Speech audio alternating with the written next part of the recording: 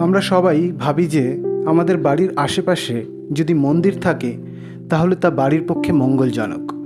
বাড়ির পাশে দেবতার গৃহ বাড়িতে অশুভ শক্তির নাশ করে, এটাই আমাদের ধারণা।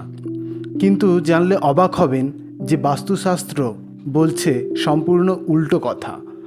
বাস্তুশাস্ত্রের সিদ্ধান্ত অনুযায়ী কোনো বাড়ির আশেপাশে কোনো দেবী বা দেবতার মন্দির থাকলে তা শুভ বলে মনে করা হয় না। বাড়ির কত দূরত্বের মধ্যে কোন দিকে কোন দেবী বা দেবতার মন্দিরের প্রভাব অশুভ হয় এবং এর অশুভ প্রভাব প্রশমন করার উপায় কী তা আপনাদের সামনে তুলে ধরব শুধুমাত্র সনাতনী ভাবনায়।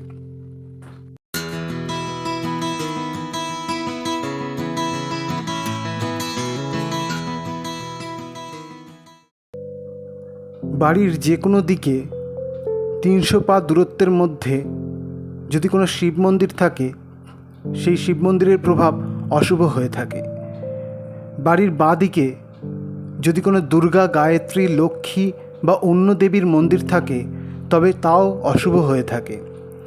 যদি ওই মন্দিরে স্থাপিত প্রতিমার দৃষ্টি ওই বাড়ির ওপর পড়ে তবে তা বাস্তুর ক্ষেত্রে খুবই অমঙ্গলজনক হয়। বাড়ির পেছন দিকে ভগবান বিষ্ণু বা তার কোনো অবতারের মন্দির থেকে থাকলে তা বাস্তুর ক্ষেত্রে অত্যন্ত অমঙ্গলজনক হয়ে থাকে। রুদ্র অবতার ভগবান হনুমানজির মন্দির শিব মন্দিরের মতোই বাস্তুর জন্য অমঙ্গল হয়। ভগবান ভৈরব, নাগ দেবতা, সতীমাতা, শীতলা মাতা ইত্যাদি মন্দিরও যদি ভূমি থেকে এবং গৃহস্বামীর উচ্চতা থেকে কিছু ছোট হয় তবে সেখানে কোনো বাস্তুদোষ থাকে না। মন্দিরের পরিসরের মধ্যে আছে এমন গাছের ছায়া বাড়ির ওপর পড়লেও তা বাস্তুদোষের মধ্যেই পড়ে। আপনাদের বাড়ি যদি এরকম কোনো মন্দির দ্বারা অশুভ বাস্তুদোষের মধ্যে আওতার মধ্যে পড়ে তাহলে তার থেকে মুক্তির উপায় এবার আমি বলবো। কিছু কর্ম বা কিছু টোটকা আপনারা যদি মেনে চলেন তাহলে এই অশুভ প্রভাব থেকে আপনারা আপনাদের বাড়িকে রক্ষা করতে পারেন। বাড়ির যেদিকে শিব মন্দির আছে সেই দিকেই ভগবান গণেশের প্রতিমা স্থাপন করতে হবে। ওই প্রতিমাটি গৃহস্বামীর ডান হাতের বড় আঙুলের আকারে হতে হবে। ভগবান গণেশের চোখ ওই শিব মন্দিরের শিবের দিকে স্পষ্টভাবে চেয়ে থাকবে। এইভাবে স্থাপিত ভগবান গণেশের প্রতিমাতে সিঁদুর এবং ঘি লাগিয়ে যেতে হবে রোজ। শিব মন্দির যদি বাড়ির সামনে হয় এবং তার প্রধান দরজাটি বাড়ির দিকে হয় বা বাড়ির ঠিক সামনে হয় তবে বাড়ির প্রধান দরজাটির ফ্রেমের নিচে কিছুটা অংশ তামার সাপ পুঁতে রাখলে বা লাগিয়ে দিলে সেইখান থেকে সেই দোষ থেকে মুক্তি পাওয়া যায়। এই সাপটি যেন সামনের মন্দিরের শিবলিঙ্গের ওপর স্থাপিত যে সাপটি আছে তার আকৃতির মতো হতে হবে। ভগবান ভৈরবনাথের মন্দির যদি বাড়ির ঠিক সামনে হয় তবে আপনি আপনার বাড়ির প্রধান যে দরজা সেখানে রোজ কুকুরকে রুটি খাওয়াতে পারলে ভালো হয়। কোনো দেবী মন্দিরের কারণে উৎপন্ন বাস্তুদোষ নিবারণ করার জন্য ওই দেবীর অস্ত্রের প্রতিরূপ অস্ত্র আপনার বাড়ির প্রধান দরজায় আটকানোর চেষ্টা করুন।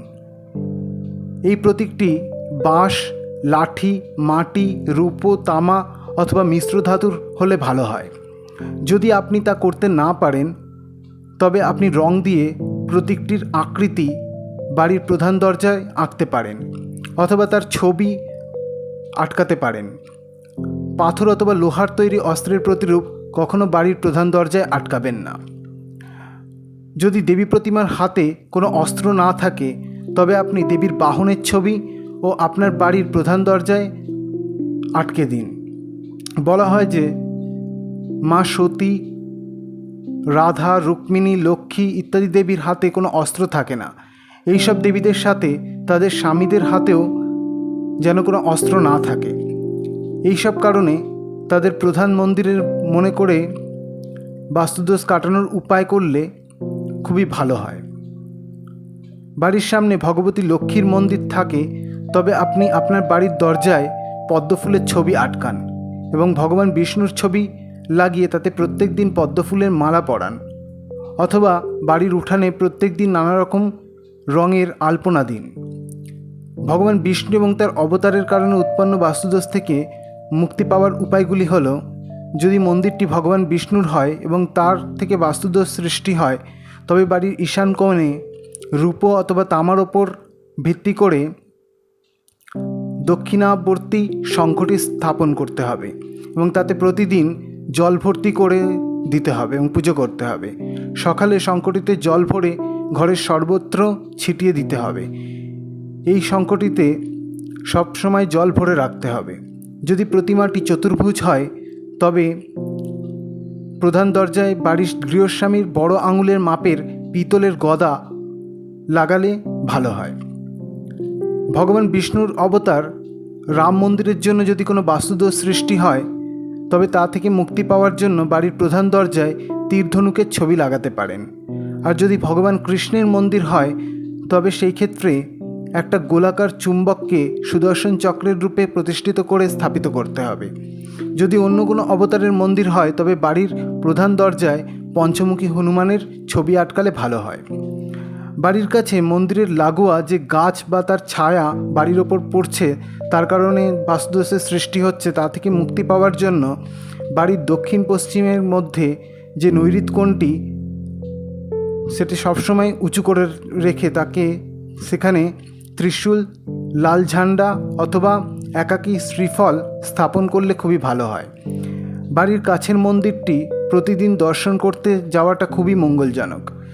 এই কারণে মন্দির দর্শন করতে যাওয়ার সময় দুধ, ফল, মিষ্টি, ফুল ইত্যাদি নিয়ে যেতে পারলে খুবই ভালো হয়। মনে রাখবেন, যে মন্দির থেকে ফিরে আসার সময় চরণামৃত, প্রসাদ, তুলসী পাতা ইত্যাদি নিয়ে তবেই বাড়িতে প্রবেশ করবেন। মন্দিরে সবসময় দেবতাদের ডান হাতের দিকে দাঁড়িয়ে দর্শন করুন এবং বসে প্রণাম করুন। এইভাবে আপনারা কয়েকটা পদ্ধতি মেনে মন্দির বা মন্দিরের আয়ত্তে থাকা কোনো গাছের দ্বারা যদি কোনো বাস্তুদোষ সৃষ্টি হয় আপনার বাড়িতে, তবে এই সবগুলো নিয়ম পালন করে আপনি বাস্তুদোষ থেকে মুক্তি পেতে পারেন।